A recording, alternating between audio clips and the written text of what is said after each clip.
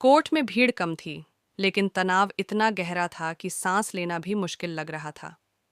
हर निगाह उसी जोड़ी पर टिकी थी, जिसने महीनों से पूरे शहर में हलचल मचा रखी थी, अर्जुन और अहाना।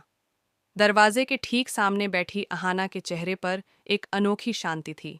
वह शांत थी, पर टूटी नहीं थी। उसका दर्द अब उसकी ताकत बन चुका था।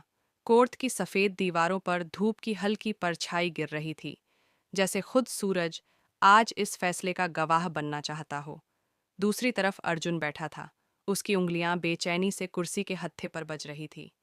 कभी वह अपनी माँ दुर्गा देवी की तरफ देखता, कभी पिशमोनी और पोल्टू की तरफ, जिनके चेहरों पर छुपी हुई उम्मीद झलक रही थी, एक बुरी, कुटिल उम्मीद। उन्हें लगता था कि आज अहाना हमेशा के लिए इस घर और इस कहानी से मिट जाएगी। उनके मुताबिक आज अहाना की जिंदगी का आखिरी अध्याय लिखा जाने वाला था।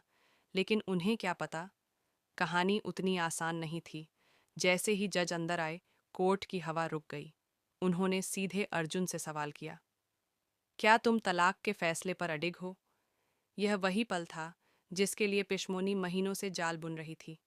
उसने तुरंत अर्जुन की कोहनी दबाई और धीमे से कहा, हाँ, कहो छोटू, यही सही वक्त है। उसकी आवाज़ में मिठास कम और जहर ज्यादा था। अर्जुन ने सिर उठाया, पर इस बार उसकी नज़रें पिशमोनी पर नहीं, अपनी माँ पर टिक गईं।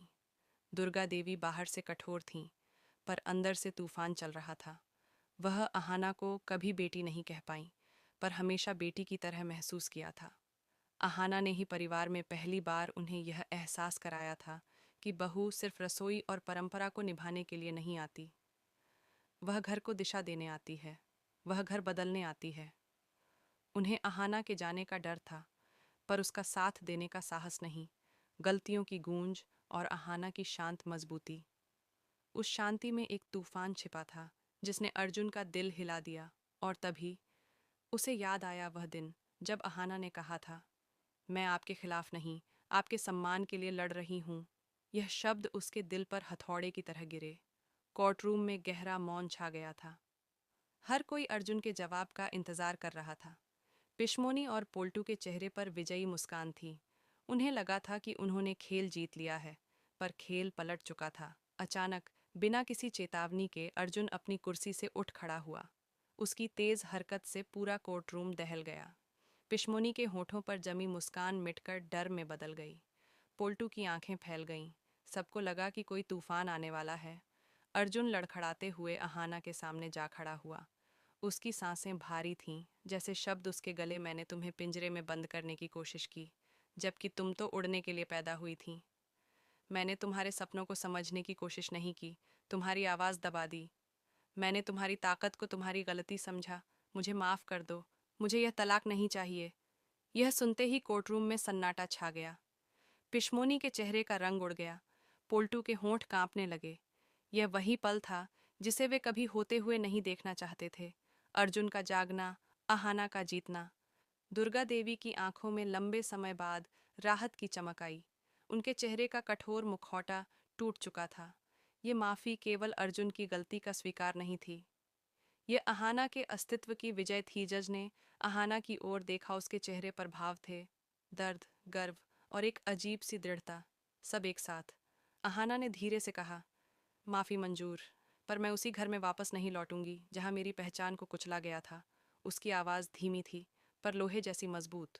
मैं बहू बनकर नहीं, एक आज़ाद इंसान बनकर वापस आऊंगी।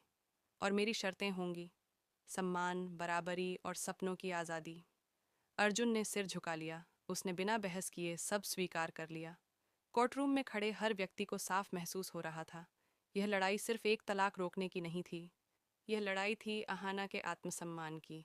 और आज अहाना जीत चुकी थी, लेकिन बाहर कोर्टरूम के गलियारे में पिशमोनी और पोल्टू की आंखों हाल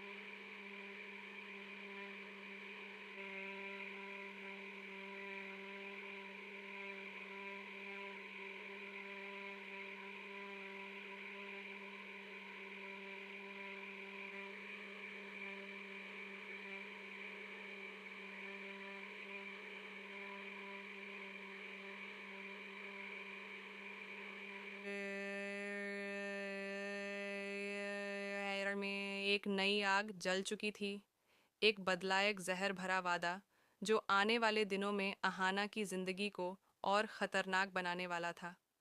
कोर्ट से बाहर निकलते ही जैसे ही अहाना ने एक गहरी सांस ली, हवेली के उन पुराने गलियारों की यादें उसके मन में बिजली की तरह कौंध उठीं।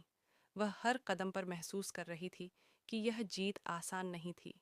यह जीत उसके आंसुओं, उसके साहस और उसके टूटे हुए सपनों की राख से बनी थी। पर कहानी खत्म नहीं हुई थी। असली खेल तो अब शुरू होना था। बाहर सीढ़ियों पर खड़े पिशमोनी और पोल्टू एक दूसरे को तिरछी नजरों से देख रहे थे। उनके चेहरे पर जो अपमान जल रहा था, वह किसी भी तूफान से ज्यादा खतरनाक था। पिशमोनी के होठों पर हल्की सी विकृत मुस्कान थी। ये जीत तो बस दिखावा है, असली हार तो इसे हवेली में भुगतनी पड़ेगी। उसकी आंखों में नफरत थी और पोल्टू की आंखों में बदले की आग। उधर अर्जुन बिल्कुल अलग दुनिया में था। उसकी सांसें दौड़ रही थीं, जैसे किसी भारी बोझ से मुक्त हो गया हो। पर वह जानता था कि यह राहत थोड़ी देर की है, क्योंकि अब उसे उस घर का सामना करना था जहां उसकी एक गलती ने सब कुछ तोड़ दिया था। उसके पास माफ़ी थी, पर उस माफ़ी को साबित करने की जंग अब शुरू होगी। जब वे सब कार की तरफ बढ़े, दुर्गा देवी एक पल के लिए रुकीं। उन्होंने पहली बार अहाना की ओर देखा, बिना किसी कठोरता, बिना किसी घमंड के, बस एक माँ की तरह। उनका नज़र उठाना भी बहुत कुछ कह गया। तुमने सही किया, तुमने सबको आईना दिखा दिया। पर उनके होंठों पर अब भी मौन था। यह मौन ही उनकी कमजोरी भी था और उनका दुख भी।